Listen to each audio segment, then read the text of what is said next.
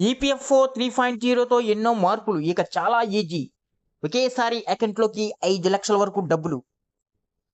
Private రంగంలో ఉద్యోగం చేసేవారికి ఈపీఎఫ్ గురించి తెలిసే ఉంటుంది. ఇది కేంద్రం ప్రభుత్వం నడిపించే గొప్ప సామాజిక భద్రత పథకం. Employees provident fund organisation EPFO దీన్ని నిర్వహిస్తూ ఉంటుంది. ప్రైవేట్ రంగంలో పనిచేసే ఉద్యోగాలకు పొదుపు భద్రత, రిటైర్మెంట్ ప్రయోజనాలను ఇది కల్పిస్తూ ఉంది. ఇటీవల కాలంలో ఈపీఎఫ్ఓ ఉద్యోగులకు సేవల్ని మరింత మెరుగుపరుస్తుంది. ఇందులో భాగంగానే తన డిజిటల్ వ్యవస్థను ఆధునీకరిస్తూ ఈపీఎఫ్ఓ 3.0 ప్రాజెక్టు ప్రకటించింది. త్వరలోనే దీన్ని లాంచ్ చేయనుంది. దీని ద్వారా ఉద్యోగులకు మరిన్ని మెరుగైన సౌకర్యాలని అందుబాటులోకి తీసుకురానుంది. ఇప్పటికే కొంతకాలంగా ఈపీఎఫ్ఓ నిబంధనలు ఇతర ఇబ్బందులను తొలగిస్తూ ఉంది. చాలా వరకు సులభంగా, సరళంగా కూడా చేస్తున్న సంగతి తెలిసిందే. ఈ వీడియోని ఎక్కడ స్కిప్ చేయకుండా పూర్తి వరకు చూడండి. లేకపోతే మీకు పూర్తి సమాచారం అందదు. ఈ వీడియో గాని కొత్తగా చూస్తున్నట్లయితే మా ఛానల్‌ని సబ్స్క్రైబ్ చేయడం మర్చిపోకండి. ఇటీవల తీసుకొచ్చిన కొత్త రూల్స్ ఈపీఎఫ్ఓ 3.0 కింద మార్పులను ఒకేసారి గమనిద్దాం. ఇందులో అన్నిటికంటే ముఖ్యమైనది యూపీఐ ద్వారా నగదు ఉపసంహరణ. ఇది అత్యవసర సమయంలో డబ్బులు కావాలనుకునే వారికి ఎంతో మేలు చేయనుంది. ఇప్పుడు పేపర్ వర్క్ వల్ల తప్పులు ఉండటం, ఆలస్యం కావడం, నిలిచిపోవడం ఇలా జరుగుతూ ఉన్నాయి. వేచి చూసే సమయం చాలా వరకు తగ్గునుంది.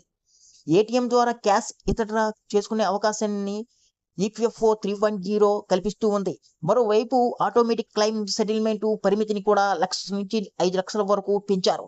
ఇక్కడ మానవ ప్రమేయం లేకుండానే గరిష్టంగా 5,00,000 వరకు డబ్బులు వేగంగా విత్‌డ్రా చేసుకోవచ్చు.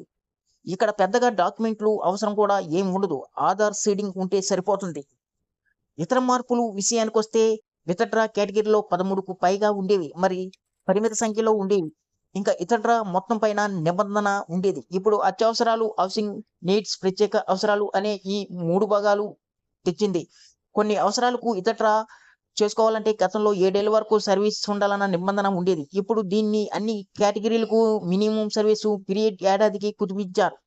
అంతకుముందు కేవలం ఉద్యోగి జమ చేసిన మొత్తం మాత్రమే విత్‌డ్రా చేసుకునేందుకు అనుమతి ఉండేది. ఇప్పుడు యాజమాని వాటాను కూడా తీసుకురావడం జరిగింది. గతంలో విత్‌డ్రా చేసుకునే మొత్తంపై పరిమితులు ఉండేవి. ఈ అవసరానికి ఇంతవరకే అన్నట్లుగా ఉండేది. ఇప్పుడు అర్హత ఉన్న మొత్తంలో 75% వరకు నిధులను విత్‌డ్రా చేసుకోవచ్చు.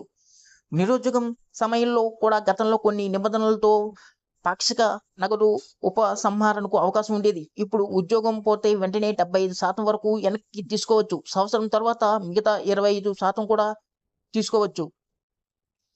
అంతకుముందు చాలా వరకు సపోర్టింగ్ డాక్యుమెంట్స్ అవసరం పడేది. ఇక్కడ అంత అవసరం లేదు. చాలా కేసుల్లో 75% వరకు డాక్యుమెంటేషన్ లేకుండానే విత్‌డ్రా చేసుకోవచ్చు. ఈ వీడియో గాని మీకు నచ్చినట్లయితే ఒక లైక్, సబ్స్క్రైబ్ చేయడం మాత్రం మర్చిపోకండి.